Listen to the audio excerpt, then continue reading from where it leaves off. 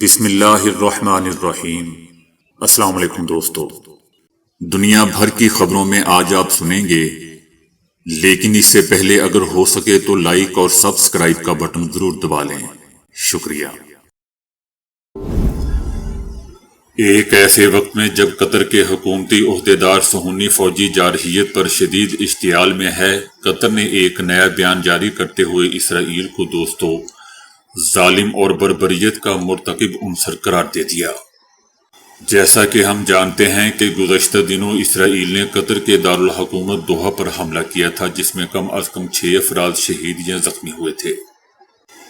اپنے نئے بیان میں دوستو قطر نے صہیونی وزیر اعظم نیتن یاہو کے مشرق وسطی سے متعلق ناپاک عزائم پر تنقید کی ہے۔ اس حملے کی عالمی سطح پر مذمت کی گئی تھی۔ دوسری جانب امریکی صدر ٹرمپ نے امیر قطر شیخ تمیم بن حمد ال ثانی سے فون پر بات کرتے ہوئے یقین دلایا ہے کہ اب ایسے حملے دوبارہ نہیں ہوں گے۔ اردن نے کہا ہے کہ قطر پر حملہ اسرائیل کی جارحانہ اور باغیانہ پالیسی کا ثبوت ہے۔ صہیونی جارحیت کے جواب میں قطر جو بھی قدم اٹھائے گا ہم اس کی حمایت کریں گے۔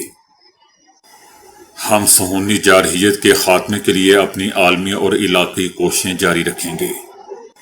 اردن کا کہنا ہے کہ دنیا کو یہ پیغام دینا ضروری ہے کہ صہیونی رجیم بین الاقوامی قوانین کو نظر انداز کر رہی ہے اور اب وقت آ چکا ہے کہ اس کی جارحیت کو مکمل طور پر روکا جائے۔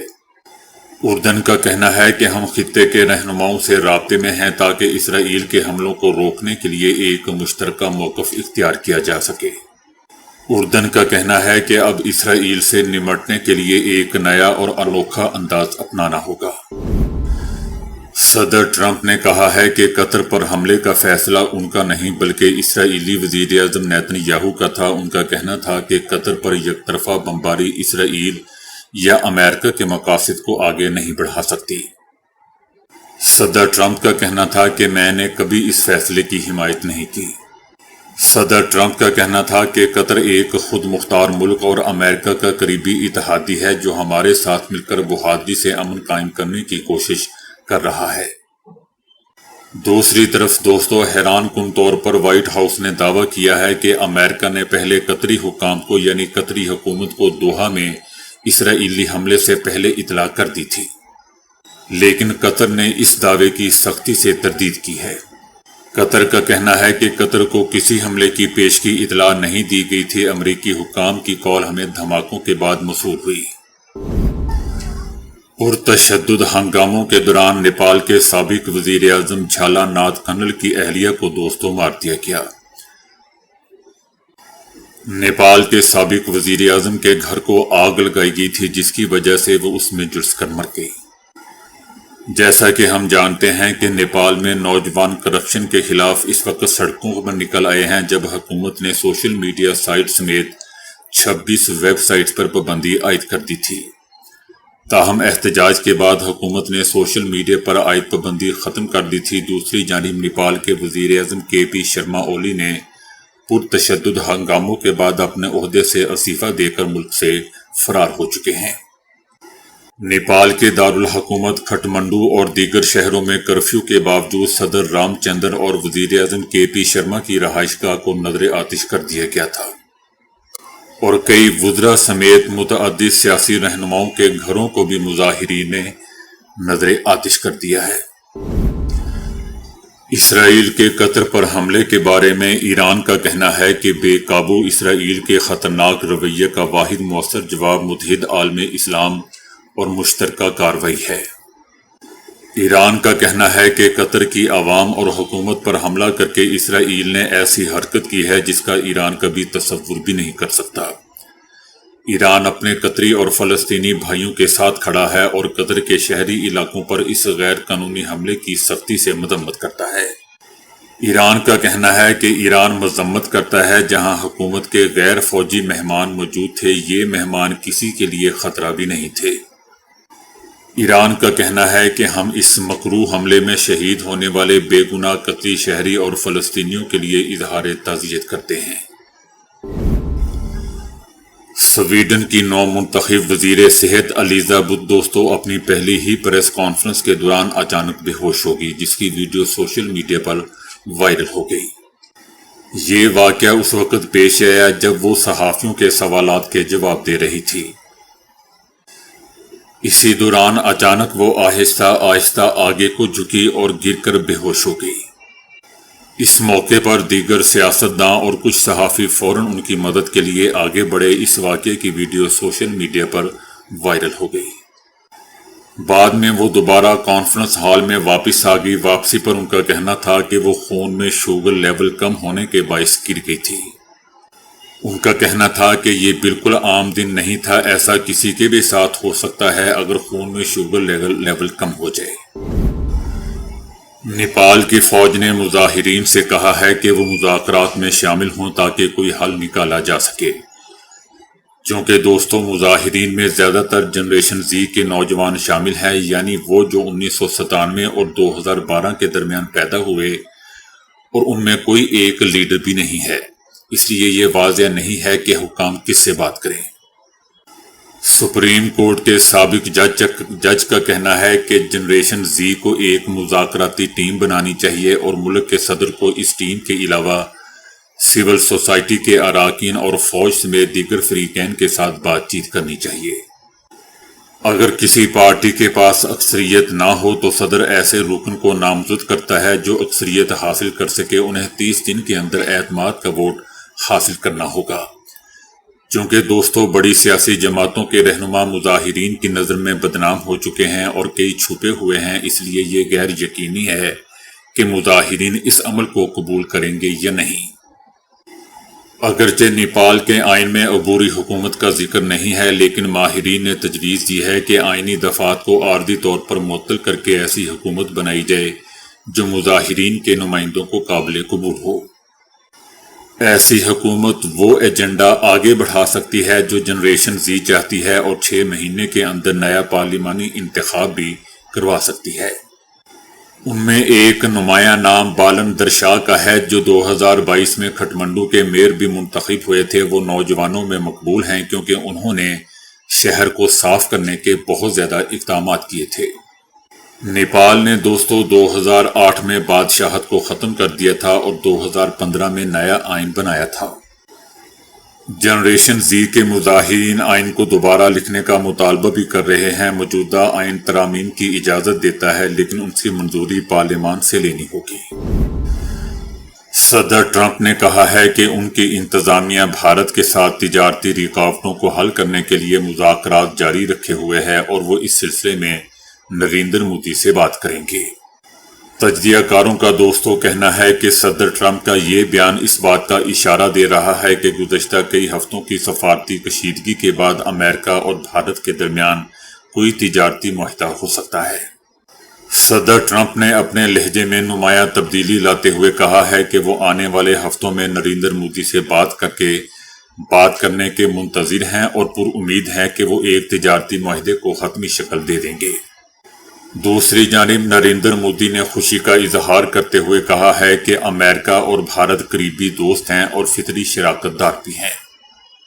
ان کا کہنا تھا کہ دونوں ممالک کی ٹیمیں تجارتی مذاکرات کو جلد از جلد مکمل کرنے پر کام کر رہی ہیں، جبکہ میں بھی صدر ٹرمپ سے بات کرنے کا منتظر ہوں، بے چین ہوں۔ ہم مل کر اپنی عوام کے لیے ایک روشن اور خوشحال مستقبل کو یقینی بنائیں گے۔ امریکہ کے ساتھ دوستوں، یہ سفارتی تناؤ ایسے وقت میں کم ہو رہا ہے جب بھارت چائنا کے قریب ہو رہا تھا۔ گزشتہ ماہ کے آخر میں مودی نے 7 سال بعد چائنا کا پہلا دورہ کیا تھا، جہاں انہوں نے صدر شی جن پنگ کی میزبانی میں ہونے والی کانفرنس میں شرکت کی تھی اور اسی صدر پوٹن کے ساتھ بھی ملاقات کی تھی۔ گزشتہ دنوں دوستوں، صدر ٹرمپ نے کہا تھا کہ بھارت نے امریکی اشیاء پر اپنے ٹیرف کو صفر کرنے کی پیشکش کی ہے، تاہم ان کا کہنا تھا کہ یہ تجویز بہت دیر سے آئی ہے، انہیں برسوں پہلے ہی اپنے ٹیکس کو کم کر دینا چاہیے تھا۔ دوسری طرف صدر ٹرمپ یورپی یونین پر بھی دباؤ ڈال رہے ہیں کہ بھارت اور چائنا سے درآمدات پر 100% ان پر ڈیوٹیاں عائد کی جائیں۔ دوستو، ابھی یہ کنفرم خبر آئی ہے کہ امریکی صدر یورپی یونین پر دباؤ ڈال رہے ہیں کہ وہ بھارت اور چائنا کی مصنوعات پر 100% ٹیرف عائد کریں۔ ایک طرف صدر ٹرمپ کچھ ہوتے ہیں اور دوستو دوسری طرف کچھ ہوتے ہیں۔ اب پاکستان اس سے دوستیاں بڑھا رہا ہے، اللہ خیر ہی کرے۔ میرے خیال سے دوستو، پاکستان امریکہ سے جتنا دور رہے اتنا ہی بہتر ہے، کیونکہ لانگ ٹرم امریکہ کے ساتھ پاکستان نہیں چل سکتا۔ ابھی 1، 2 یا 4 سال کے بعد ڈو مور کے مطالبے آنا شروع ہو جائیں گے۔ بہرحال صدر ٹرمپ نے یورپی یونین کی حکومتوں کے ساتھ ملاقات میں کہا ہے کہ امریکہ روسی تیل کے بڑے خریدار ممالک چائنا اور بھارت پر مزید ٹیرف لگانے کے لیے تیار ہے جب یہ اقدام یورپی اتحادیوں کے ساتھ بھی اٹھایا جائے۔ صدر ٹرمپ نے کہا ہے کہ امریکہ اس وقت بھارتی مصنوعات پر 50% اور چینی مصنوعات پر 30% ٹیرف عائد کر چکا ہے۔ تاہم روس سے تیل خریدنے اور تجارتی ڈیل نہ کرنے کی وجہ سے ان دونوں ممالک پر دباؤ مزید بڑھایا جائے گا۔ ترکی نے قطر کے دارالحکومت دوحہ پر اسرائیلی فضائی حملے کی مذمت کرتے ہوئے کہا ہے کہ حماس کے مذاکراتی وفد کو نشانہ بنانا اس بات کا واضح ثبوت ہے کہ اسرائیل جنگ ختم کرنے میں دلچسپی ہی نہیں رکھتا بلکہ بدمعاشی دکھا رہا ہے۔ اسرائیل نے خطے میں اپنی توسیع پسندانہ پالیسی اور تخریب کاری کو ریاستی پالیسی کے طور پر اپنایا ہوا ہے۔ حماس کا کہنا ہے کہ اجلاس میں امریکی صدر کی جنگ بندی تجویز پر غور کیا جا رہا تھا۔ افغانستان کی طالبان حکومت نے بھی دوستو قطر کے دارالحکومت دوحہ میں اسرائیلی فضائی حملے پر شدید رد عمل دیتے ہوئے اسے سفاکانہ اور انسانی اقدار کی کھلی خلاف ورزی قرار دیا ہے۔ طالبان حکومت کا کہنا ہے کہ اسرائیل بار بار عالمی قوانین اور انسانی حقوق کی خلاف ورزیاں کر رہا ہے اور مسلسل جنگی جرائم کا ارتکاب بھی کر رہا ہے، جبکہ عالمی ادارے اور طاقتور ممالک خاموش تماشائی بنے ہوئے ہیں، جو کہ بہت ہی افسوسناک ہے۔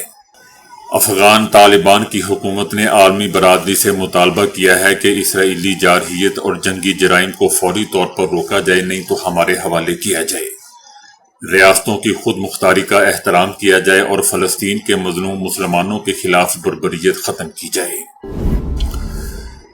پنجاب میں حالیہ سیلاب سے ہونے والے نقصانات کے باعث دوستو اموات کی تعداد 76 تک جا پہنچی ہے، جبکہ اب تک 42,09,000 افراد متاثر ہو چکے ہیں۔ دریائے راوی، ستلج اور چناب میں سیلاب کے باعث ہونے والے نقصانات کی رپورٹ جاری کر دی گئی ہے۔ سیلاب میں پھنس جانے والے 21,90,000 لوگوں کو محفوظ مقامات پر منتقل کیا گیا۔ شدید سیلاب سے متاثرہ اضلاع میں 404 ریلیف کیمپس اور 488 میڈیکل کیمپس بھی قائم کیے گئے۔ متاثرہ اضلاع میں ریسکیو اور ریلیف سرگرمیوں میں 15,81,000 جانوروں کو محفوظ مقامات پر منتقل کیا گیا۔ منگلا ڈیم دوستو 90%، جبکہ تربیلا ڈیم 100% تک بھر چکا ہے۔ دریائے ستلج پر موجود انڈین بھاکڑا ڈیم 90% تک بھر چکا ہے۔ پونگ ڈیم 99%، جبکہ تھین ڈیم 97% تک بھر چکا ہے۔ عمران خان کی بہن علیمہ خان کا کہنا ہے کہ عمران خان کے خلاف کوئی بھی کیس ایسا نہیں ہے جس میں شواہد ہوں۔ جب یہ مقدمات ہائی کورٹ میں جائیں گے سب نظر آ جائے گا۔ علیمہ خان کا کہنا تھا کہ 6 مہینے ہو چکے ہیں، القادر کیس کو جج صاحب سننے کو تیار نہیں ہیں۔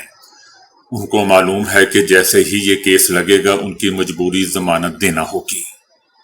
توشہ خانہ 2 کیس کی جلدی میں سماعت کر رہے ہیں کہ عمران خان اور بشرا بی بی کو سزا مل سکے۔ علیمہ خان کے وکیل کا کہنا تھا کہ آج ہم پوری تیاری کے ساتھ عدالت میں گئے تھے، مگر عدالت نے 18 ستمبر تک سماعت ملتوی کر دی۔ ان کا کہنا تھا کہ ہمیں علیمہ خان کی سخت ہدایت تھی کہ میرے مقدمات میں بحث کی جائے، یہ بے بنیاد اور بوگس مقدمات ہیں۔ ہماری تیاری مکمل تھی مگر تاریخ پڑ گئی۔ تو دوستو ابھی کے لیے اتنا ہی۔ ویڈیو کو لائک اور شیئر کرنے کا بہت بہت شکریہ۔